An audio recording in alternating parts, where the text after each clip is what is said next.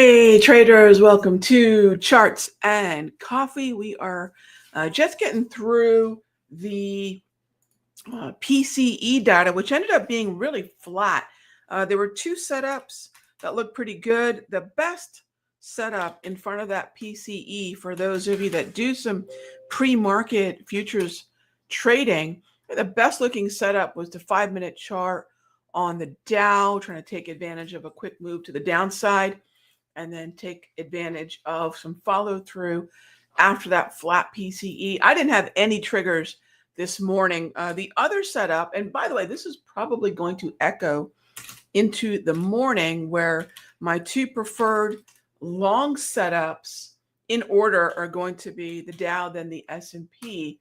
Now the S&P is going to be tricky because the NASDAQ's a little bit heavier than I would like. So this is what we're seeing after that PCE, that personal consumption expenditures, what a ridiculously titled report. But anyway, it's the Federal Reserve's pet metric on inflation. It's the one they use in the models. It's the one that matters most.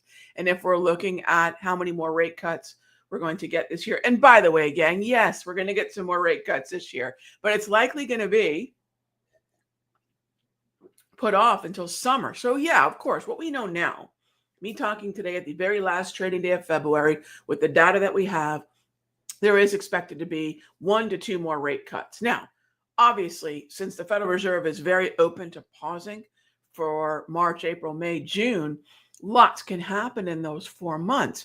But based on what we know now, yes, we're going to be 1 to 2 more quarter point cuts lower by the time we get to that December 10 meeting, maybe a third. So the rate cuts aren't done based on the data.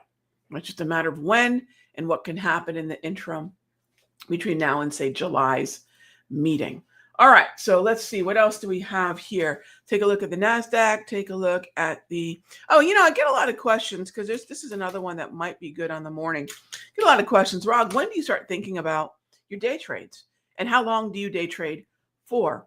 I start thinking about the day trades really sometimes around 7 a.m. because there's a nice pre-market window for day trading between 7 and 9 a.m. I'm not going to do much earlier than that. And that's usually based on the very early look at the U.S. session. All right. Now, if I'm looking at Bitcoin's been trying to climb, but it's really still below yesterday's 84,255 previous session close on the futures contracts, but it's been trying to turn into an uptrend. So I might put Bitcoin hesitantly on the radar for potential long positions. And, gold is continuing to, let's go take a look at gold. All right, there's a question on gold there. Yeah, Juan, so gold has been something we've been swing trading for the better part of, it's a whole month. Our first long position in either gold futures or GLD calls was sent out as an alert on the 27th of January. We've been seeing a pretty dramatic pullback. And this is the way I teach you all to trade futures. And Juan, you probably know, and those of you that don't, here it is. We focus on dips. We focus on finding trends, identifying zones. And in my case, I've really been leaning on my volatility zones. Why are those gold and gray kind of zones, those jagged zones there? Those are volatility-based support and resistance. If I had my way to rename this indicator, I like to be pretty literal about my indicators, except for the secret squiggle where I was just having fun. But this is an hourly price movement range or daily price movement range. And what they are hourly price movement ranges and daily price movement ranges. But if I had to do it again, I would just call it an unfair advantage, because most traders are completely unaware that there are indeed anything other than price-based support and resistance. That's old school, gang. That's so 1987 or something. Going forward, we know we have volume-based support and resistance, price-based volume. We know we have time. There are time and calendar-driven events where there's a higher likelihood to be volatility and or support and resistance put in. And of course, we have volatility itself, which we can measure. Not only do I want to measure it from the standpoint of knowing normal price action to abnormal price action, because we can't say, a big candle is abnormal. That's not necessarily true, right? A big candle is not abnormal. It depends on what the candles were doing and the volatility was doing before that point in time. But here's what I'll tell you I won't do, okay? I'm not going to buy gold, likely at least for a little while. This will be we've taken 4 trades in gold. The first one was a monster win. It was my first 6-figure futures trade of the year. It was a 400% return on GLD ETFs. And then we did it again and again, right? So this is, I believe, our 4th go round in gold, whether it's GC, MGC futures, or GLD calls. And the last one got stopped out of yesterday for a tiny little, in fact, you know what? I'll show you right now. Let's see. This is what I just sent to members in my room.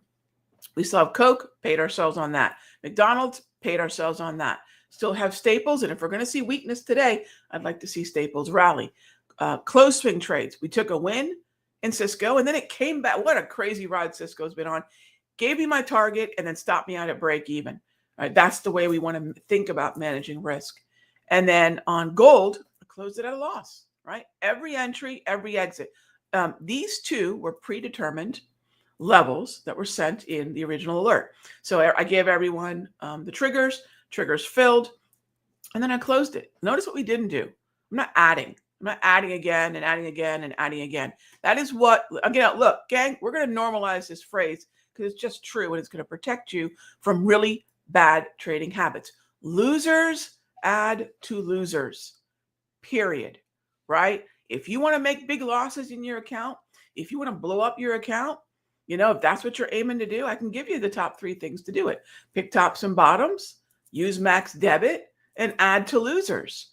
So Charlie Munger uses this inversion theory, right?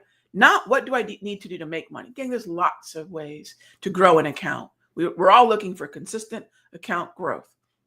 We're all looking for ways to do that. There's a myriad of ways to do that. There's a myriad of tools to do that. There's a myriad of asset classes to do that. But I promise you this. You want to blow up your account? Pick tops and bottoms. You want to blow up your account? Use max debit. You want to blow up your account? Add to losers. It doesn't matter. TikTok, it will happen. So that's really great news. Because if I need to basically avoid those 3 things, and I've got a chance at being on the winning side, month over month or year over year, that's what we need to avoid.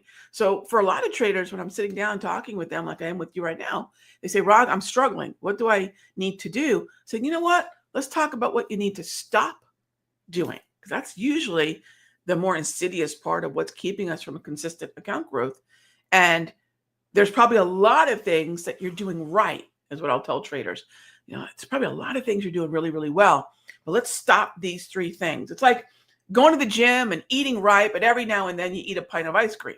Okay, let's stop doing the pint of ice cream. Let's keep the going to the gym and eating right and getting enough sleep and whatever it is. So a lot of times consistent account growth is on the other side of what are the top 3 things we're doing that's hurting our account growth, right? All right, so yeah, gold, I'll leave it alone. It gave us, look, gold gave me some huge gains this year, but I'm going to trade what is, not what was. It's really easy for me to say, oh gosh, gold was such a massive winner. Yeah, not all that long ago. And if you've been watching Charts and Coffee, you know this. We bought options for about $416. They went to over $1,900 each. Great. The futures contracts, I mentioned, my biggest trade of the year so far. I hope it's not going to be the biggest, period, but so far.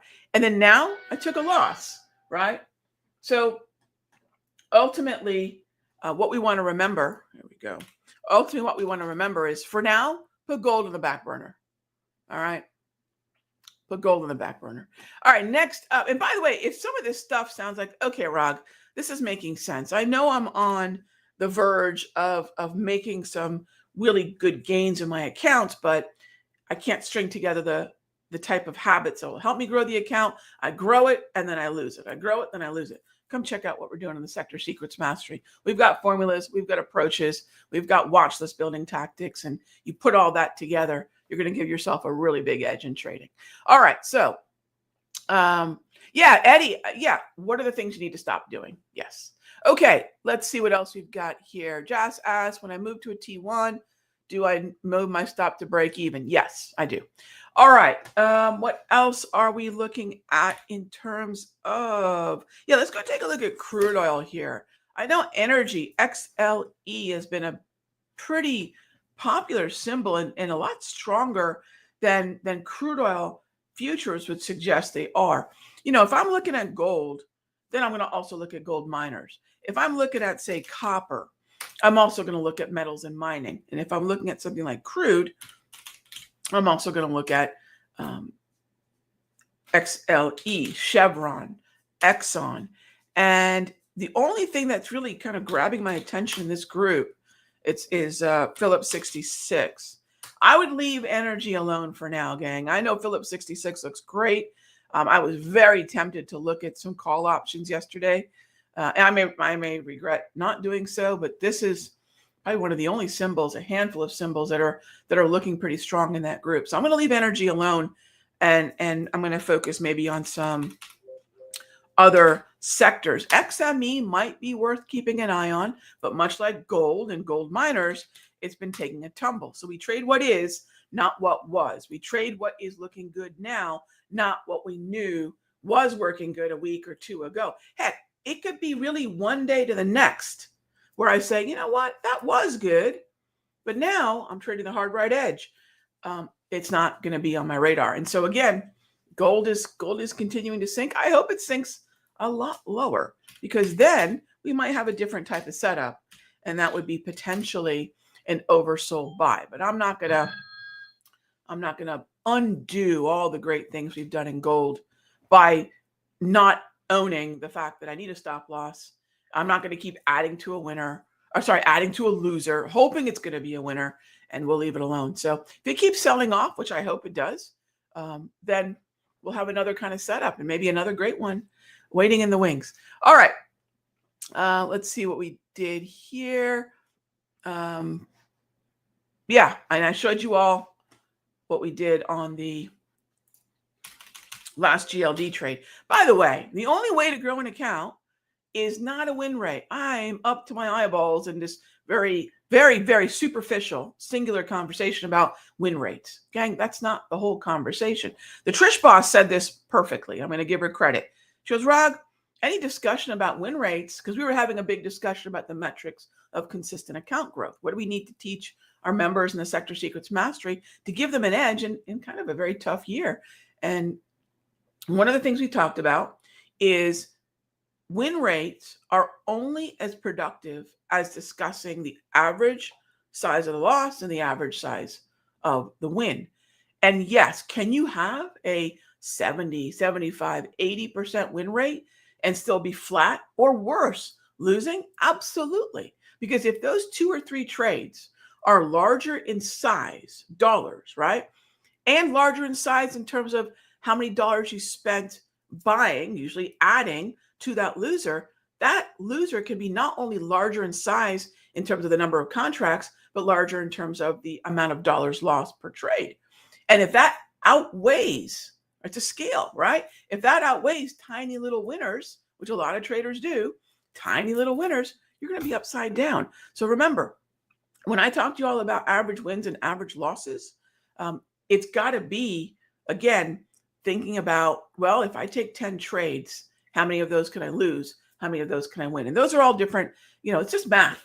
It's just math. And if you haven't sat down to think about that, please do. In fact, if there's homework this weekend, if you wouldn't mind, I know, Rog, homework over the weekend, go take a look, even anecdotally, at your average size loss and your average size win. Don't worry about your win rate yet. Look at because there are ways to set up your trades where you can win less than 50% of the time and still grow an account. So these are really important metrics to understand. And only the most self-aware and, truly traders who want to grow their accounts will do this, right? The rest of them just want to bury their head in the sand and hit the next home run to bail them out of whatever number of losses that they've taken. So if you're here in Charts and Coffee, you're already a different breed of trader. I can promise you that. All right. So next up is, so yes, Jas, I do move to break even. You gotta protect the gains as much as we're going to protect our capital. Yeah, so absolutely. All right, so I've got long positions in Coke. I've got long positions in staples. I've got long positions in utilities. Now, why am I mentioning this? Because if there is uncertainty and fear in the marketplace, looking at staples makes a lot of sense. Looking at defensives like utilities makes a lot of sense. Utilities took a wild ride yesterday. Look, it wasn't on my bingo card yesterday that utilities were going to reach all the way down to nearly a second standard deviation of the historical volatility. And yet that is what it did. Now, the scaling in approach, the scale, and do I have that? Let me show you what we did here. This is super important. XLU, here's XLP. Notice the information here, gang. Super different than maybe what most traders are doing. This is what a trading blueprint, a complete. Can you imagine being an architect and you're working for your client and he says, okay, here's the blueprint. Well, okay, I see you gave me the foundation, the first floor. Are there more floors? I don't know. What do you mean you don't know? It's going to depend. I'm going to have to build differently structurally if you told me there's 2 floors or 10 floors. Well, I'll let you know. You can't build a building that way. That blueprint is not a blueprint at all. It's incomplete. A complete trading blueprint means I know how many potential entries I'm going to be willing to scale in at the same time, right? So I need to know this because then when I know what my total number of dollars are, right, I know that I'm going to have to spread that across potentially 3 entries. And I can make a lot of decisions about risk based on the total number of dollars I'm going to spend, right? I also need to know where I'm going to pay myself, right? I'm not going to have it just some arbitrary, oh, I guess we're up now, let's pay ourselves. Nope. Because to have that win rate have any value at all, I got to know what my potential average loss and average win is. Part of that is knowing up front, where is my scale out? And then, of course, what's premium paid? How long is the trade valid? All these things are part of a complete trading blueprint. And I'm sad to say most traders don't think in this way. Again, what are the things that are going to lead you to account growth? If I'm building a building and there's going to be 10 floors and I'm the one doing it, the architect's got to tell me. The architect of the building has got to tell me, not as we go, oh, we're going to add an extra floor. It doesn't work that way, right? I think we all know that. So these are just slight shifts, right? These are slight shifts of the way that I think a lot of traders just need these very small nuances to go, right, I know I'm on the edge of something really good here. What's keeping me from that consistent account growth? And a lot of times it's a lot of things not to do. All right, gang. As always, thank you so much. And by the way, if you're interested in that topic, stay tuned. We've got some really cool things waiting in the wings for you. Trish Boss is on top of it. So if I whet your appetite for a little bit of, yeah, Rag, I need to know what are those things that you stopped doing that helped you to gain that consistent account growth. Yeah, stay tuned. We've got some very cool things lined up. You're definitely going to want to check it out. All right, I'll let you know. It should be out pretty soon. We started working on that recently. Stoked about it. Gang, have a great weekend. I will see you on Sunday for our trading Q&A. If you didn't know, yes, Sunday conversations are back. Maybe that's what I need to call it, Sunday conversation. But yeah, bring your questions. I'll see you Sunday at 6 p.m. right back here at the Simpler Trading and at my YouTube channel. In the meantime, have a great day. It is the last trading day of the month, so be careful. Sometimes these end of months can have a slightly higher impact on rotation from sector to sector, from stock to stock, some profit taking, some bargain hunting going into the last month of the quarter. Be good to each other, gang. I'll talk with you